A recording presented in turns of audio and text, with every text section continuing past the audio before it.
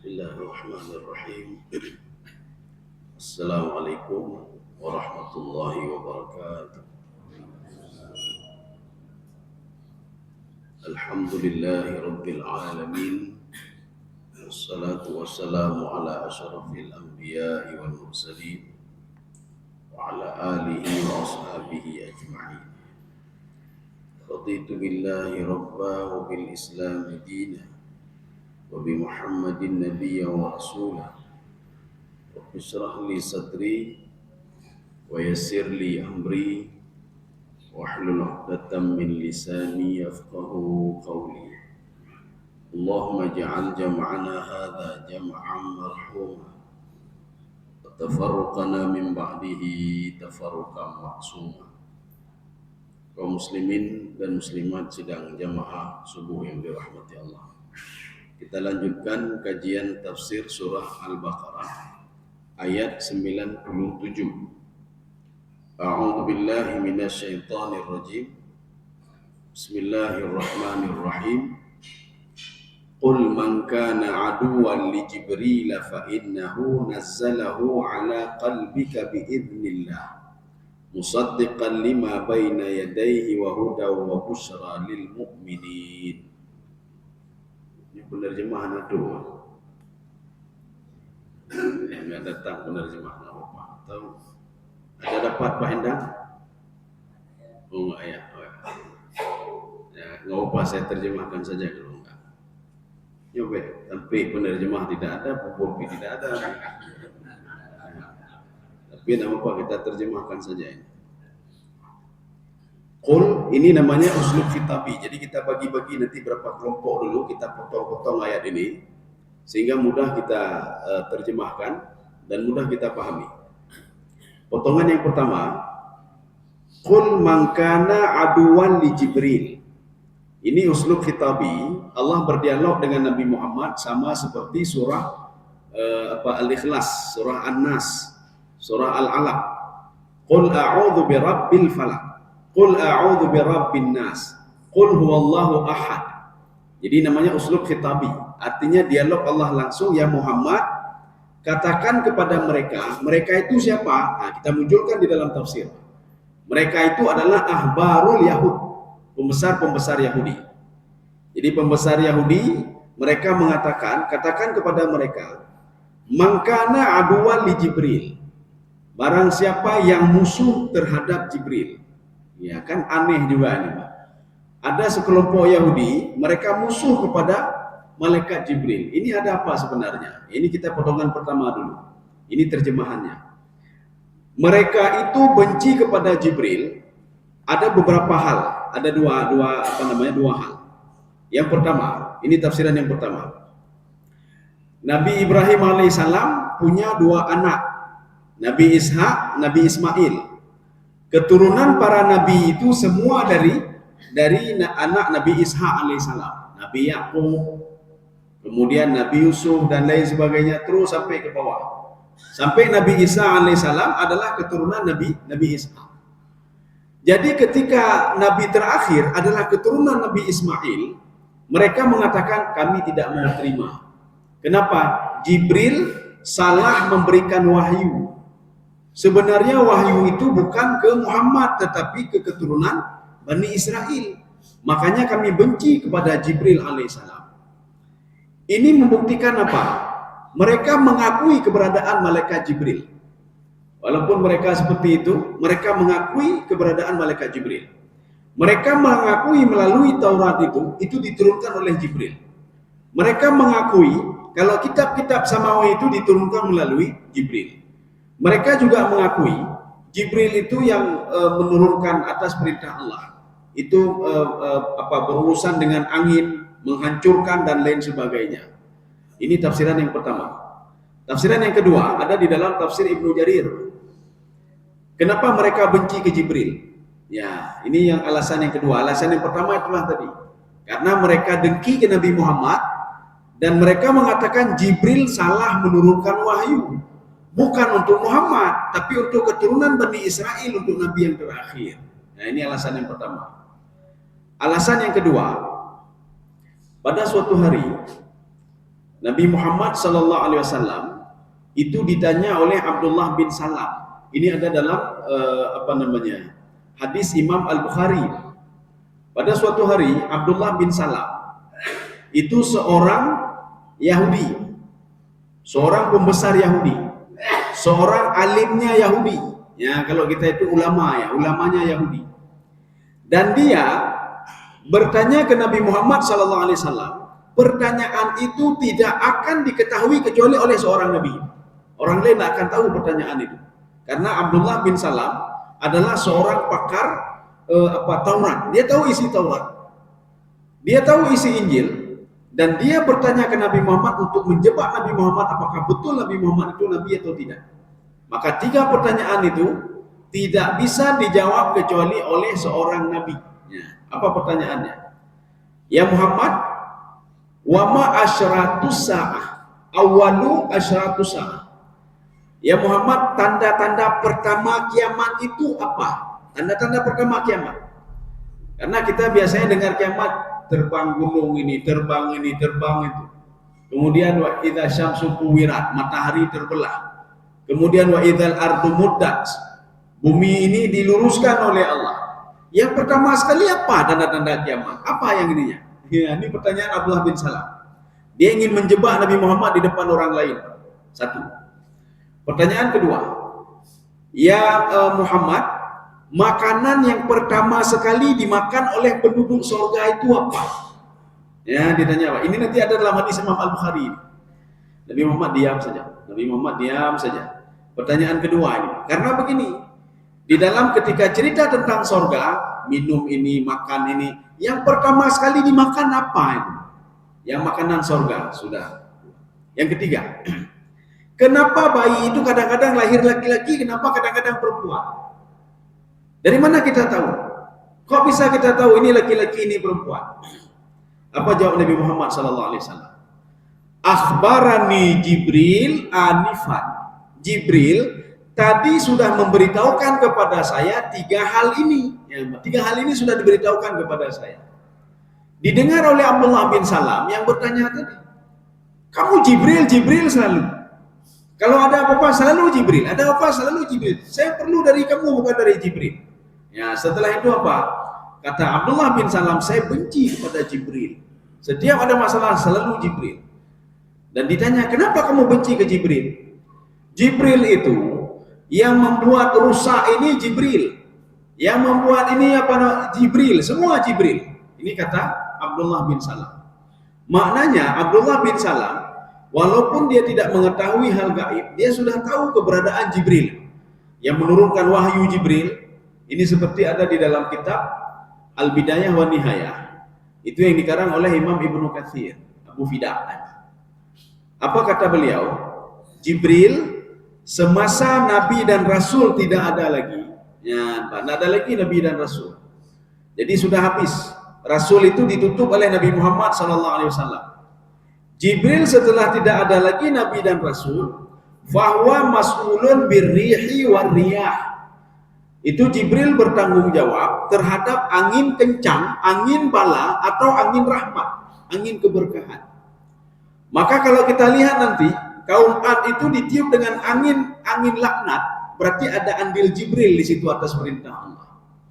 Kalau kita lihat kaum Samud, fa akhadhathumur rajfah, jadi sudah gempa lagi, ditiup angin kencang lagi, birihin sarsarin atiyah, ditiup angin kencang sehingga kepala mereka copot saking banyak angin yang masuk ke dalam mulutnya, dalam hidungnya, sehingga kepalanya copot dari tubuhnya. Dan setelah itu apa? Fahamalat humur riyahu ilal bahri. Itu tubuh mereka, kepalanya itu dibawa oleh angin ke laut, sehingga tidak ada yang tinggal lagi di situ. Kaum Samud, kaum Ad kosong di kampungnya. Maka Allah mengatakan fahal tara lahum mim baqiyah. Tidak ada yang sisa di situ. Ini siapa yang buat ini? Itulah Jibril atas perintah Allah Subhanahu wa taala. Kita melihat nanti angin puting beliung dan lain sebagainya, mengangkat rumah dan lain sebagainya. Itu andil Jibril ada di situ atas perintah Allah Subhanahu wa taala. Ini diyakini oleh Abdullah bin Salam. Walaupun dia beragama berkeyakinan Yahudi, dia Yahudi. Dia Yahudi, tapi dia yakin keberadaan Jibril. Nanti akhirnya coba kita lihat dia masuk Islam atas jawaban Rasulullah Sallallahu Alaihi Wasallam. Maka Rasulullah mengatakan, akhbarani Jibril anifan. Jibril tadi memberitahukan saya. Ini ada nanti di dalam tafsir Al-Wasit yang dikarang oleh Syekh Tantawi. Di sini tidak kita ketemukan, di dalam tafsir Baydawi tidak kita ketemukan. Karena kita kita membahas tafsir Baydawi, tetapi riwayat yang tadi tidak kita ketemukan. Kalau ingin menemukan riwayat yang tadi bisa kita lihat di dalam tafsir Ibnu Jarir atau di dalam tafsir Al-Wasit yang dikarang oleh Syekh Tantawi. Pertanyaan pertama dijawab oleh Nabi atas arahan Jibril. Maka Abdullah bin Salam marah sekali ke Nabi Muhammad, selalu Jibril. Tetapi Abdullah bin Salam penasaran dengan jawaban Nabi. Kalau seandainya tidak benar, maka dia akan mengatakan ini bukan Nabi. Apa juga katanya Nabi? Akhirnya dia masuk Islam atas jawaban Rasulullah. Jawaban yang pertama, wa ma asyratu sa'ah. Beliau menjawab, awalu asyrati sa'ah. Tanda-tanda pertama itu kiamat akan muncul api dari barat dan dari timur. Jadi maksud api di sini bisa dimaknai yang makna sebenarnya. Bisa dimaknai apa? Penuh kemarahan-kemarahan dan terbakar di mana-mana. Jadi itu makna api. Api itu muncul di mana-mana, dari barat sampai ke timur muncul api, kata Rasulullah. Itulah awalu asyrati sa'ah. Artinya tanda-tanda pertama itu kiamat itu akan muncul api. Bisa saja peperangan dan lain sebagainya. Yang jelas ada api itu. Satu. Abdullah bin Salam mendengar saja dan dia tidak merespon apa-apa. Dan dia yakin dengan jawaban Rasulullah Sallallahu Alaihi Wasallam. Pertanyaan kedua tadi, wama awalu ta'ami ahlil jannah. Orang penduduk surga pertama sekali makan apa? Nabi Muhammad menjawab atas arahan Jibril alaihissalam, atas arahan Jibril. Maka ini namanya gaib mutlak ini. Ada hal-hal gaib. Kan surga belum lagi, semua belum lagi, kiamat belum lagi. Tapi Nabi Muhammad sudah tahu keberadaan itu. Maka ini namanya gaib mutlak. Dalam Al-Quran Allah mengatakan, gaib mutlak itu tidak ada yang tahu kecuali saya, kata Allah. Kecuali ada beberapa hal yang saya beritahukan tentang gaib mutlak kepada orang-orang pilihan, termasuk Nabi Muhammad Sallallahu Alaihi Wasallam. Makanan pertama penduduk surga itu kalau kita masuk ke dalam surga, pertama kita makan apa? Kibdatil hud. Hatinya hud. Hud itu ada dua ini ya. Yang pertama hud itu maknanya ikan. Yang kedua hud itu apa? Ikan paus. Yang menelan Nabi Yunus alaihissalam itu disebutkan al-hud. Tetapi hud juga itu untuk ikan, Mbak. Ikan biasa juga kadang-kadang hud. Mana hud? Nabi Musa alaihissalam ketika mengatakan saya adalah orang paling malim dari Bani Israel. Fa'ataballahu alaihi. Allah Subhanahu wa taala memberi pelajaran kepada Nabi Musa alaihissalam. Kemudian Allah mempending ilmunya. Ilmunya dipending, karamahnya ditarik oleh Allah. Sehingga Allah mengatakan apa? Innali 'abdan a'lam minka. Saya punya seorang hamba yang lebih malim dibandingkan kamu. Nabi Musa mengatakan, Ainali huwa. Bagaimana saya bisa mendapatkan dia? Allah mengatakan, fakhudh ma'aka al-hud. Ambillah ikan, bukan ikan paus, tetapi ikan tadi, Pak. Ya, itu hud. Makanya kalau disebutkan hud itu ada dua. Bisa ikan yang biasa. Satu lagi hud itu ikan paus. Ya. Tapi bisa saja dua kemungkinan yang kita makan itu. Makanya Allah mengatakan, fata' fi miktal. Letakkan di dalam daun. Ikan itu letakkan daun. Fa idza faqada minka wa huwa thamma. Kalau ikan itu hilang nanti, ikan yang sudah jadi masywi. Kalau dalam tafsir Sya'rawi, ikannya ikan masywi, ikan panggang. Kalau di dalam tafsir Al-Baghawi, dalam tafsir Ibnu Abbas, samakun mumalihun, ikannya itu ikan asin. Sudah dimakan setengah oleh Nabi Musa alaihissalam. Sudah dimakan setengah. Makanya yang makan bukan Nabi Khidir, bukan Khidir yang makan, tapi Nabi Musa alaihissalam. Makanya ini membuktikan ikan itu ikan mati, ikan yang sudah digoreng. Maka namanya al-hud. Ketika ikan itu hilang, wa min thamma, disitulah letaknya hambaku yang lebih malim dibandingkan kamu, kata Allah Subhanahu wa taala. Ya, ini kita cerita hud. Maka jawaban yang kedua Nabi Muhammad SAW, yang pertama sekali penduduk surga makan itu adalah hud, kibdatul hud, hatinya ikan. Maka kalau ada sebagian kita lun benci tetap kita makan itu, tetap kita makan itu. Yang disajikan pertama sekali adalah kibdah. Jadi kibdah itulah hati, hatinya ikan. Jadi walaupun kita bilang Allah lu hana galak lu, tetap kita konsumsi itu. Seperti kita tidak suka meninggal, lu hana galak meninggal, senang tidak senang meninggal dunia. Saya tidak senang dengan musibah, senang tidak senang musibah akan datang. Saya tidak suka anak saya meninggal, senang tidak senang anak kamu meninggal dunia. Ya. Jadi begitu juga, senang tidak senang. Tapi perlu kita ketahui, Ibnu Abbas mengatakan di dalam tafsir beliau, kenapa ada persamaan nama, buah-buahan, buah anggur ada di surga, kemudian ada hati ikan, kan sama ya Pak?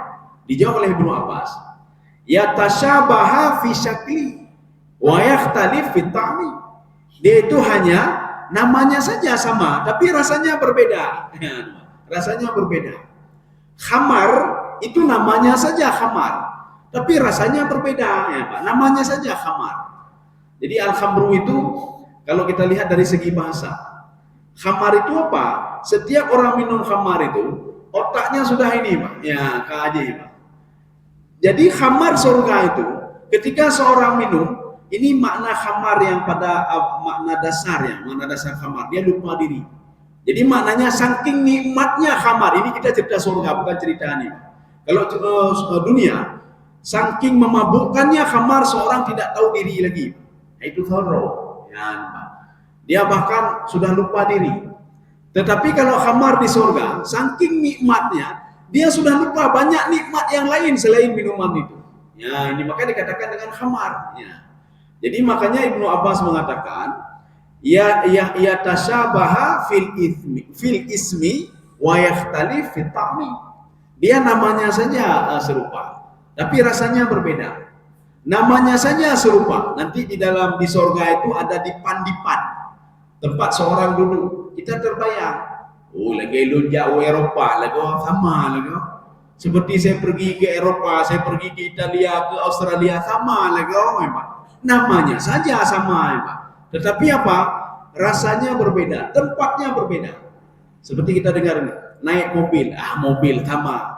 Rupanya ininya sama, ketika masuk ke dalam lebih hayu motoyo lagi dibandingkan itu. Bukan hayu mahayu Pak, miliaryum.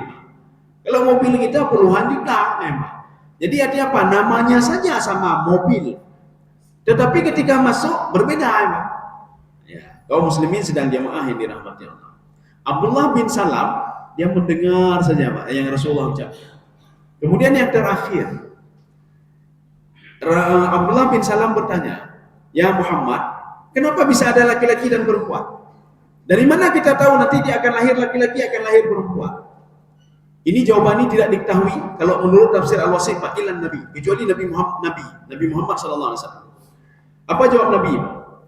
Apabila jadi seorang manusia itu terjadi atas perintah Allah min baini sulbi wa tara'ib, memancar air sulbi dan tara'ib. Jadi sulbi itu laki-laki, tara'ib itu perempuan. Jadi sulbi itu ma'un fi sadril yamin wa sadril yasar. Jadi sulbi tara'ib ya, tara'ib air yang perempuan itu yang keluar di antara dua dada sebelah kiri dan sebelah kanan. Nabi mengatakan, kalau yang duluan keluar adalah air sulbi, maka anaknya laki-laki. Kalau yang duluan keluar air tara'ib, maka anaknya perempuan. Jadi setelah itu Abdullah bin Salam mendengar. Akhirnya apa? Dia masuk Islam. Dia mengatakan asyhadu an la ilaha illallah. Dalam detik ini ya Muhammad, saya masuk Islam. Karena tidak ada yang bisa menjawab pertanyaan seperti itu ya Muhammad. Ketika ditanya kenapa laki-laki, sudah takdir Allah begitu. Betul takdir Pak.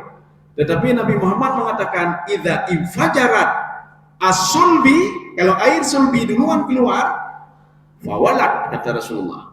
Idza tara'ib infajarat tara'ib fa imra'ah, maka dia perempuan. Ya.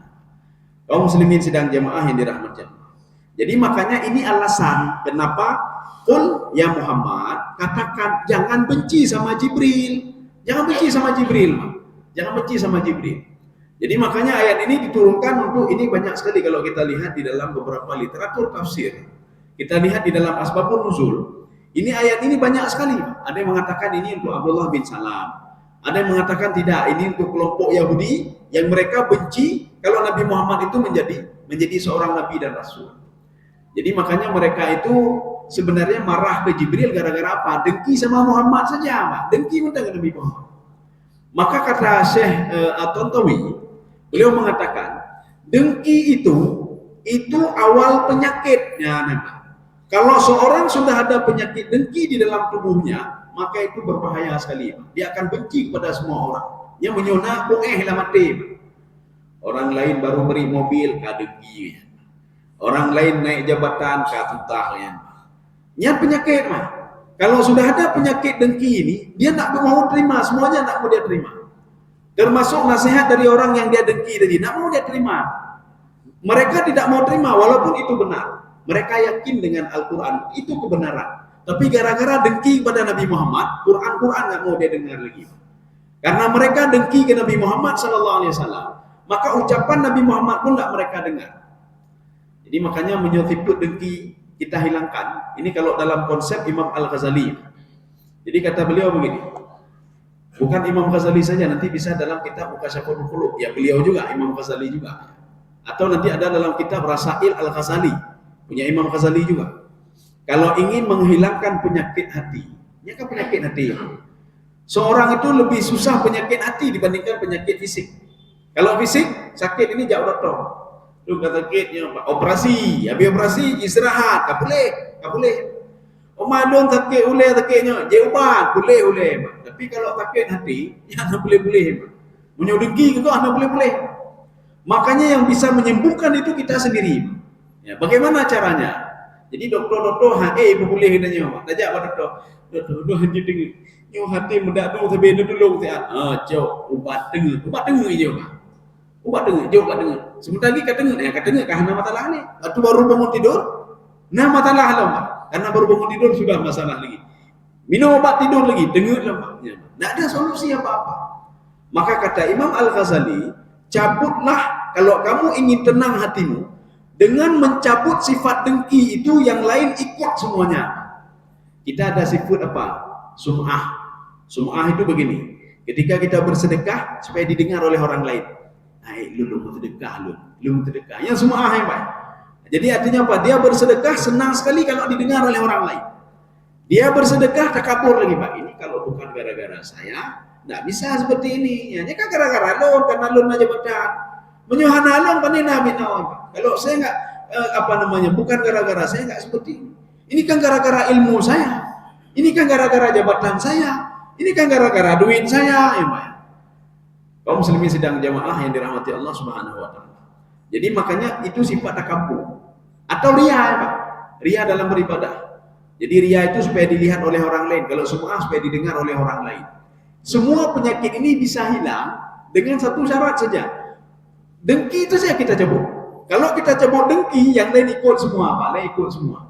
Tapi kalau kita cabut riya saja, lun hana riya li Allah, lun ikhlas ibadah. Yang tipu lain nama dah, Pak.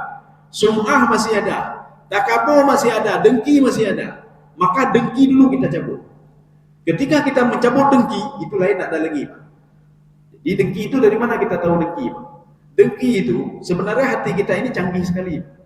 Jadi dengki itu kalau lihat orang lain mendadu hatinya, dengki berarti, Pak. Ya, walaupun kita katakan saya tidak dengki kepada si fulan. Cina kalian di bulan ya, cina kalian.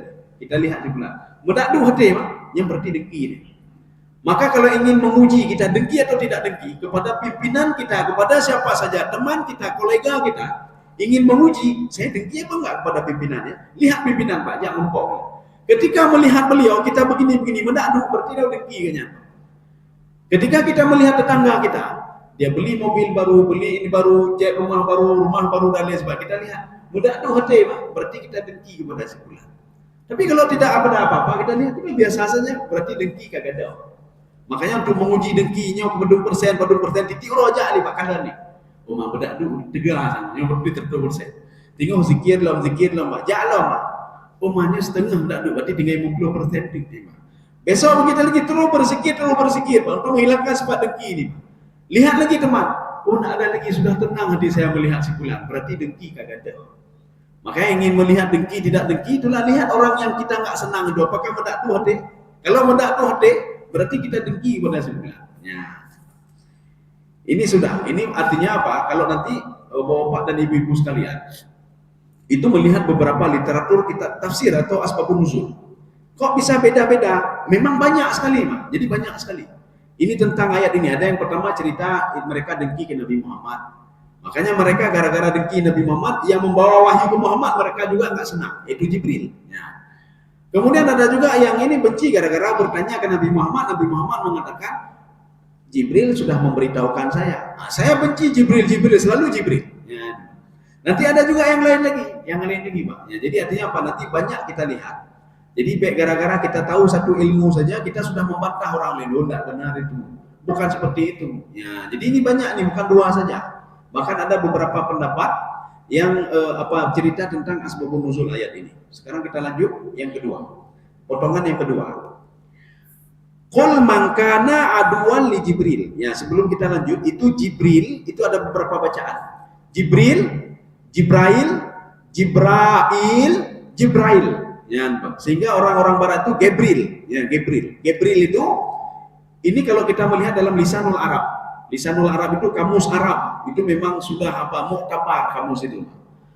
Atau kita melihat di dalam literatur kamus-kamus yang lain, atau di dalam tafsir Ibnu Abbas, itu Jibril itu bukan Jibril saja tapi Gabriel ini. Ya, Gabriel itulah Jibril.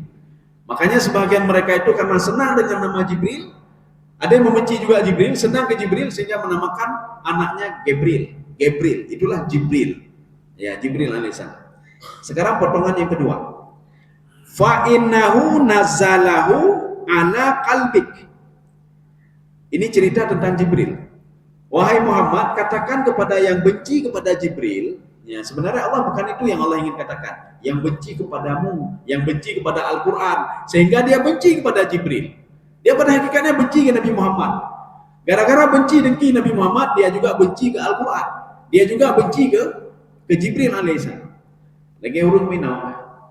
Kita tanya, kenapa enggak ke masjid? Ya, rupanya karena benci kepada pengurus, maka enggak datang ke masjid. Ya.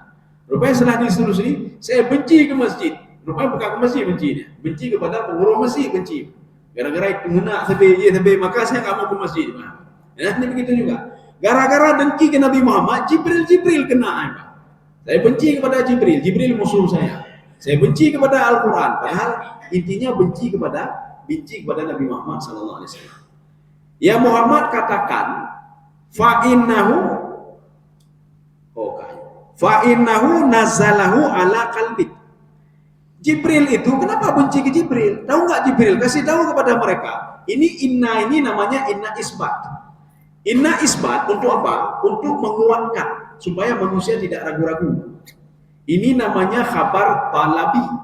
Khabar talabi, kalau kita lihat di dalam Al-Quran itu innanya cuma satu, taukidnya cuma satu. Ini namanya apa? Khabar yang membuat seorang ragu-ragu. Betul Jibril lagi apa? Hendak betul Jibril lagi ya. Makanya isbat itu di dalam Al-Quran itu ada 1960 sekian kali itu disebutkan di dalam Al-Quran. Maknanya apa?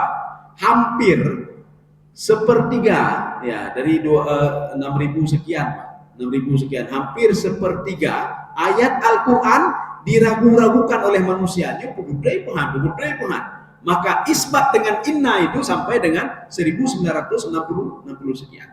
Termasuk ini. Ada orang ragu-ragu doi Jibril yang betul Quran, doi Jibril yang betul Taurat.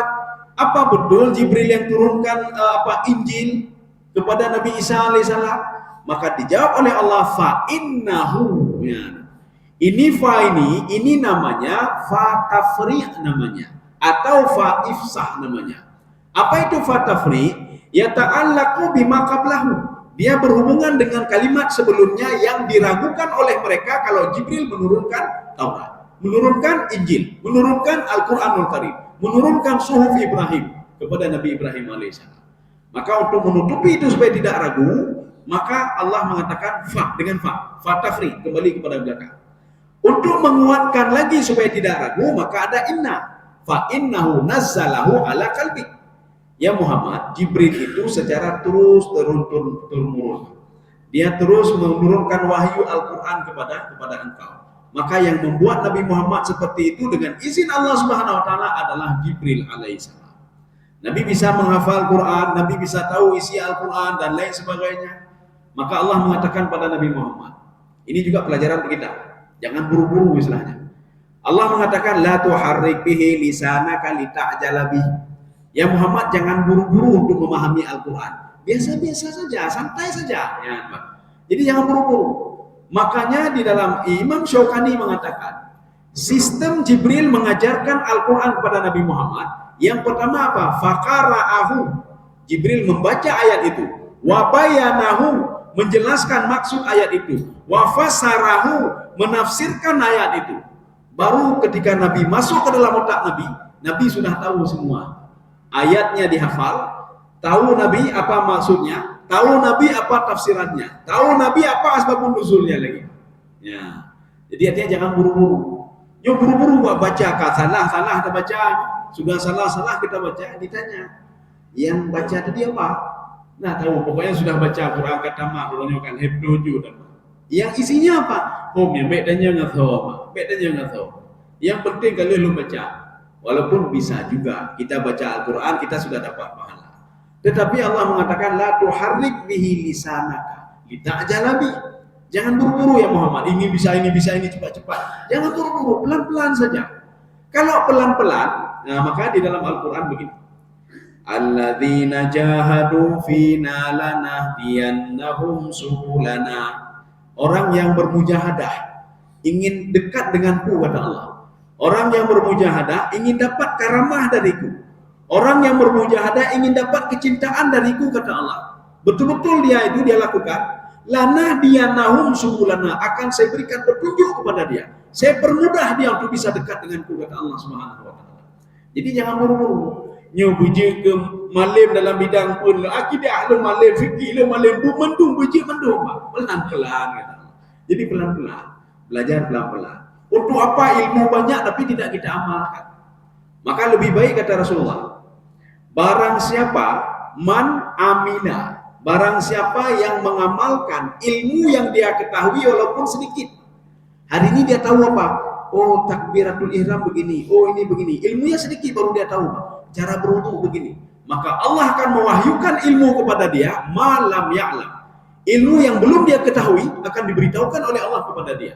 Ya, jadi baik buru-buru, bujiknya mendung, bujuk. Baca. Kita belajar sedikit. Masalahnya sekarang manusia tidak belajar lagi. Kena belajar ni. Leleng HP, Pak. Baca tanya ni, Pak Google ni, AI, tanya ni nanu. Punyo. Ya leh pandai-pandai. Jadi dia bukan seperti dulu lagi. Makanya sekarang ilmu itu mudah didapat dan mudah hilang. Mudah dapat, mudah hilang. Kalau dulu itu susah dapatnya dan lambat hilangnya. Imam Asy-Syafi'i mencari ilmu itu dia jalan kaki. Untuk mencari ketemu dengan Imam Malik jalan kaki dengan ibunya. Karena mencari ilmu, begitu mulianya ilmu itu. Ketika ilmunya sudah lengket di kepala Imam Syafi'i, susah sekali untuk keluar. Kita nak tahu apa bukan ni? Google nyoba jauh li Google. Haram lagi. Hukumnya haram apa? Tinggal tanya Allah, hukumnya apa? Kedua lu tanya Google. Yang cara Google dia pegang. Baru kalau pegang apa tanya Allah. Kemarin kan sudah saya kasih tahu, kau tanya lagi. Jadi artinya apa? Cepat dapat, cepat hilang. Ditanya sama anak ayah, ini bagaimana ayah? Tunggu dulu. Buka Google ni. Tanya Google. Anak fikir pacar ni murno ya ini apa? Ya tanya murno tak ada pun tapi kai deku. Bajak tanya mak Google. Tengah ceramah ada anak. Nah, ini begini nak. Kata Tengku ni benar kata Google Pak. Ini begini nak. Oh, cara ayah lu. Tengok dua orang yang akan datang tanya Allah dia ni. Ya. Saya sudah lupa yang ayah katakan apa ayah kemarin. Ayah lupa juga ayah. Boleh lu tanya Allah dia kata. Jadi makanya ilmu kalau sekarang itu cepat dapat, cepat hilang. Kalau ilmu dulu lama dapat, lama hilang. Maka Nabi Muhammad SAW itu memahami Al-Quran, Menghafal Quran, memahami Quran, mengetahui Al-Quran itu dalam tengah waktu 23 tahun. Jadi makanya 23 tahun itu kan secara bertahap-tahap. Sambil turun diberitahukan. Bayanahu wa fasarahu. Dijelaskan sehingga apa? Hafal juga, tahu tafsirannya juga. Ya, jadi baik buruk. Ya. Kaum muslimin sedang jemaah yang dirahmati Allah. Ini poin yang kedua. Biiznillah. Ya, ini poin yang ketiga. Semua itu tidak ada kecuali dengan biiznillah. Biiznillah, Syekh Tantawi mengatakan itu biiznillah maknanya biamrillah, dengan perintah Allah. Tidak ada yang terjadi di dunia ini apapun kejadiannya kecuali dengan izin Allah Subhanahu wa taala. Si fulan ingin memutarakan kita, tidak bisa kecuali dengan izin Allah Subhanahu wa taala.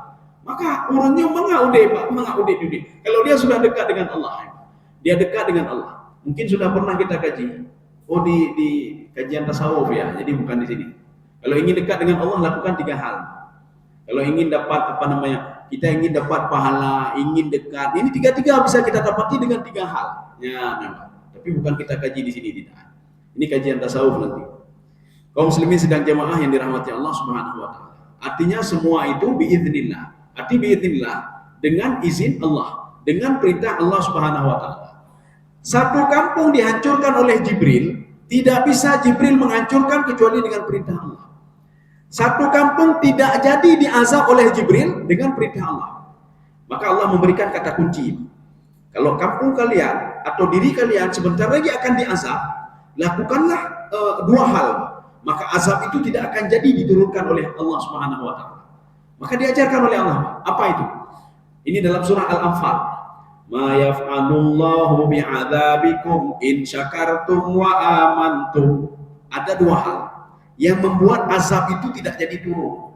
Contoh, Allah sudah memberitahukan Jibril, 2 hari lagi kamu hancurkan rumah itu, kamu hancurkan si fulan, kamu berikan laknat kepada si fulan, kamu turunkan musibah kepada si fulan. Jibril sudah merekam terus, Pak. Ini si fulan. Ketika Jibril mau menurunkan itu, Allah mengatakan azab itu bisa dipending, tapi dengan 2 syarat. In syakartum wa amantum. Kalian teringat kembali kepadaku dan kalian mulai bersyukur kepadaku, beriman kepadaku, kata Allah. Kalau sudah ada 2 syarat ini, amantum, syakartum wa amantum. Kalian bersyukur kepadaku, kalian teringat kepadaku dan beriman kepadaku. Azab tadi yang ingin diturunkan oleh Jibril tidak jadi. Makan kebalikannya. Ini ada di dalam hadis Rasulullah sallallahu alaihi wasallam. Haram, kata Rasulullah, nikmat itu dinikmati oleh orang pembuat maksiat.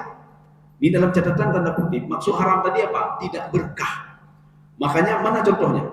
Ketika pagi ini kita akan diberikan nikmat oleh Allah. Ini nikmatnya begini, nikmat sehat dan lain sebagainya. Pagi ini, Pak, Jibril malaikat sudah mempersiapkan nikmat. Ini tergantung malaikatnya. Kalau masalah rezeki nanti malaikat Mikail. Kita sudah dipersiapkan. Tetapi kata Rasulullah, ketika mau diberikan, si fulan sedang berbuat maksiatnya, maka diambil, dipending kembali nikmat itu sampai dia bertobat dan minta maaf. Ketika dia bertobat minta maaf, tadi nikmat yang akan diberikan kembali oleh Allah Subhanahu wa taala. Jadi makanya sama juga seperti azab. Azab ketika mau diberikan, rupanya penduduk kampung itu mereka sudah beriman dan bersyukur, tidak jadi diturunkan azab. Tetapi dalam catatan, bukan ketika turun azab minta maaf. Kalau ketika turun azab, ya Allah pemaaf kamu ya Allahnya, tidak ada, nikmati saja. Itu tinggal nikmati saja. Satu kampung diberikan penyakit oleh Allah. Ketika kena penyakit, ampuni kami ya Allah, angkat penyakit. Tidak bisa, nikmati saja dulu, nikmati saja. Karena kalian minta sendiri penyakit itu. Tetapi kalau sebelum turun penyakit, kalian minta maaf, kalian bertobat, kalian beriman, kalian bersyukur kepadaku terhadap nikmat aku berikan selama ini, tidak jadi aku berikan. Ya. Ini poin terakhir. Tapi nama umur, apa 4,5 ya, sedikit lagi. Musaddiqan lima baina yadayhi. Rupanya ada 2 poin lagi, tidak apa-apa. Jadi bagaimana kalian benci ke Nabi Muhammad? Bagaimana benci ke Jibril? Ini kan sering terkait 3. Kalian kalau benci ke Nabi Muhammad berarti benci juga ke Jibril. Berarti benci juga ke Quran. Kalau kalian benci ke Jibril, kalian benci yang dibawa oleh Jibril, itu Al-Quran. Dan benci ke Nabi Muhammad. Kalau benci ke Jibril, Nabi Muhammad dan Quran, berarti kalian juga benci kepada aku, kata Allah. Terkait semua. Jadi makanya kita tidak boleh benci. Kita kalau baca Quran makin tutah adanya. berarti kita benci ke Quran, Pak. Gara-gara benci Quran berarti benci ke Jibril. Gara-gara benci ke Jibril benci juga ke Nabi Muhammad. Gara-gara benci Nabi Muhammad berarti kita juga benci kepada Allah Subhanahu wa taala. Sama seperti orang benci ke cuaca. Punya cuacanya. Angin cukup tegar, Pak. Subuh tak lah. Ada yang lagi ngomong bahkan lebih dah. Bahkan subuh tak. Dalam sebuah hadis qudsi Allah berfirman, la tasubbu dahr. Jangan kamu mencaci maki masa. Waktu dia nikmati saja, Pak. Waktu itu umdat nikmati saja, baik bukan. Tu umdat lagi kawan, Pak. Tuntah lo gara-garanya. Baik bukan ke tepu, Pak. Nikmati saja. Allah mengatakan, kalau kamu mencaci maki masa, wa ana dahru, saya yang menciptakan masa itu. Berarti apa? Sama lagi kita benci ke Allah nih. Orang tua buat peraturan di rumah. Ente ka warmo segolong temayang isya kata ormo. Kita tidak benci ke orang tua, benci ke peraturan. Peraturan le. Peraturan warmo segolong isya. Anak benci kepada peraturan sama seperti benci kepada ayahnya yang membuat peraturan itu. Ya. Jadi nikmati saja Pak. Tuh nikmati. Alhamdulillah mangga tuh. Kebetulan hujan, alhamdulillah karena betul hujan. Kadang-kadang hujan, kadang-kadang tuh alhamdulillah. Ya kiamat lebih dahsyat lah, Pak. Ada kita nikmati saja. Ya. Hanya itu hujan, nikmati saja. Jangan pep-pep, Pak. Ya, pep-pep. Sudah. Yang terakhir. Jadi musaddiqan lima baina yadayhi. Kenapa kalian benci Quran? Kenapa benci Muhammad? Kenapa Jibril juga menurunkan kitab Taurat kepada kalian, ya, Pak. Jibril juga menurunkan kitab Injil kepada Bani Israel. Kenapa benci? Kalau kalian benci berarti benci juga ke Nabi Musa. Benci juga kepada Taurat, benci juga kepada Injil, benci juga kepada Suhuf Ibrahim. Karena yang menurunkan itu adalah Jibril alaihissalam. Ya. Poin yang terakhir. Wa hudaw wa busyra lil mu'minin. Ya. Al-Quran itu kan petunjuk. Ini kalau kita bawa ke yang protes, Taurat itu kan petunjuk juga. Injil itu kan petunjuk juga. Kenapa benci ke Jibril? Kalau benci ini berarti terus rentetannya terus bersambung. Berarti benci kepada Taurat, benci semuanya. Makanya tidak boleh benci ke Jibril alaihissalam. Baik benci ke Jibril. Ya. Wa huda wa busyra lil mu'minin. Al-Quran itu juga, Taurat juga ya, memberikan kabar gembira kepada orang mukmin. Kalau betul-betul Taurat itu belum dirubah, perjanjian lama, atau Injil belum dirubah, itu juga memberikan kabar gembira bagi orang mukmin. Kenapa? Itu kan berita-berita kebaikan di dalam Taurat, di dalam Injil, di dalam Suhuf Ibrahim, di dalam Al-Quranul Karim. Ya. Semua kan memberikan hudan wa busyra. Saya rasa cukup sekian. Ya, jadi insya Allah pertemuan selanjutnya ayat 98. Jadi jangan baik bengu-bengu. Walaupun satu ayat, kenapa ya? Nah apa kita satu ayat. Untuk apa banyak ayat, panjang-panjang ayat, tepu-tepu. Ya. Jadi bagusnya satu ayat. Bahkan ini sebenarnya satu ayat ini karena apa? Sebenarnya 2 kali pertemuan ini. Supaya apa? Supaya kita mengkemat. Oh gini. Nyoba apa tepi itu benar. Oh boleh pun benar. Ya, yang itu tahan. Jadi mudah-mudahan ada manfaat bagi saya sendiri dan jemaah sekalian. Subhanakallah wa bihamdika asyhadu an la ilaha illa anta astaghfiruka wa atubu ilaik. Assalamualaikum warahmatullahi wabarakatuh.